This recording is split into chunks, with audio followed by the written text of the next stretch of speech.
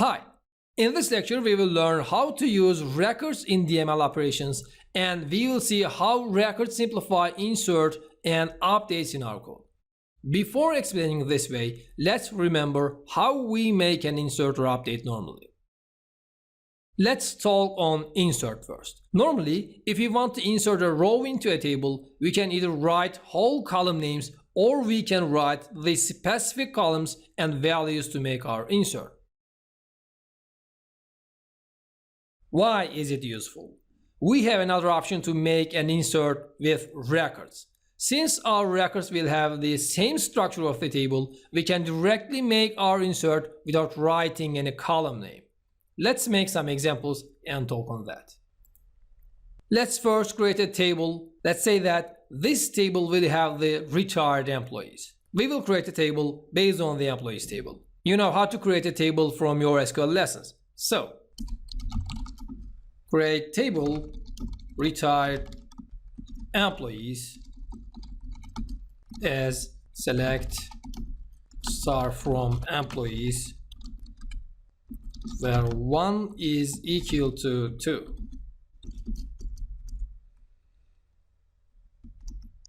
Now we created a table with the same structure of employees table, but we used where 1 is equal to 2 to exclude the data in it. Now we have an empty table. Let's query and see.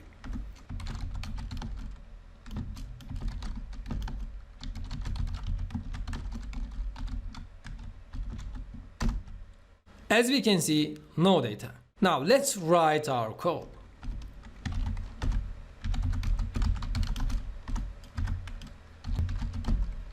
Remp employees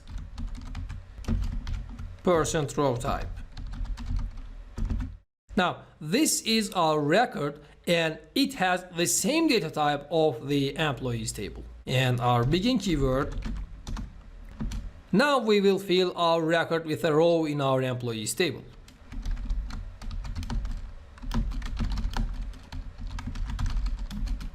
From employees where employee ID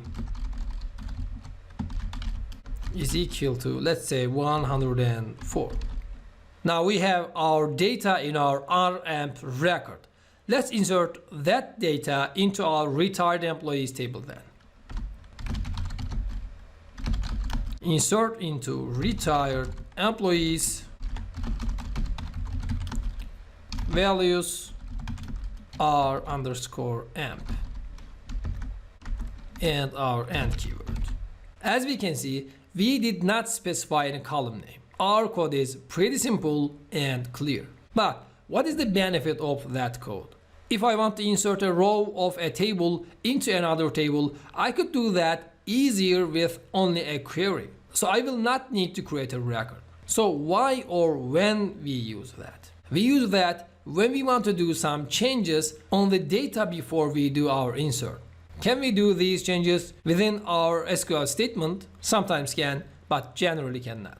We will see functions and procedures in our further lessons, and we'll see that we can pass our records into our functions to calculate something or do some changes. Generally, we cannot do these changes with a basic SQL query. I mean, in addition to simplify our code, that usage will generally empowers our coding skills and usability. Now, let's run our code and see if we did correct.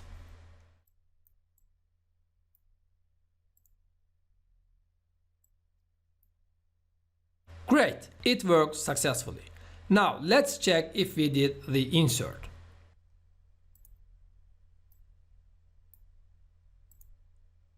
As we can see, we successfully inserted our row. To understand better, now let's change some column values of our record and do another insert. Let's set our salary and commission percentage to 0 since this employee has retired.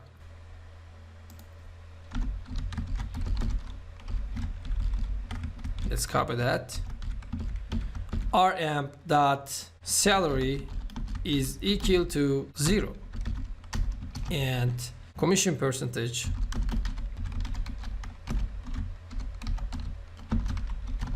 is equal to 0 too.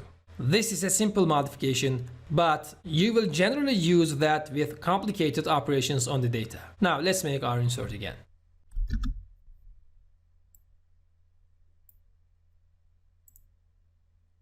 It worked without any error. Now let's check if it's inserted correctly. Great. The salary and commission percentages are 0 because we changed them inside our record. Are there anything important for more? Yes.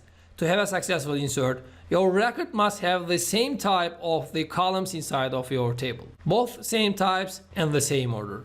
If not, you will have an error. I think this is enough for the insert. Now let's make an update with using our record then. For using a record in an update, you need to use a new keyword, row. Let's make our change and see what I mean. First, let's change our salary with another value to see the difference. For example, 10. Then comment our insert code. Now let's type our update. Update retired employees set row is equal to r_amp and our var class employee ID is equal to 104. As we can see, we used row keyword. Set row is equal to our record. This will update all the columns of the related row with the values of our record. This is also simple, but with a new keyword. Now let's run it.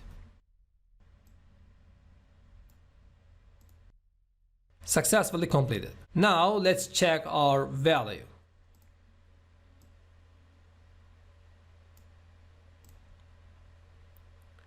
As we can see, our new salary values are 10.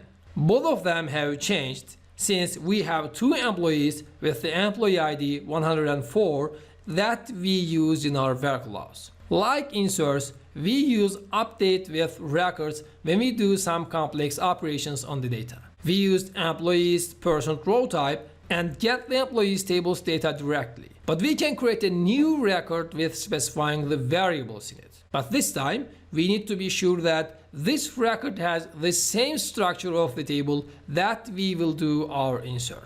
Can we do a delete operation with a record? No. Actually we can, but not directly like insert or update. We need to use a var clause and say that a column is equal to a variable of our record. Let's say employee ID is equal to rm.employee ID. Alright, I think this is enough for the DML operations with records. The rest is up to you, how you modify the values of the records. So this is the end of this lesson. See you in the next lessons.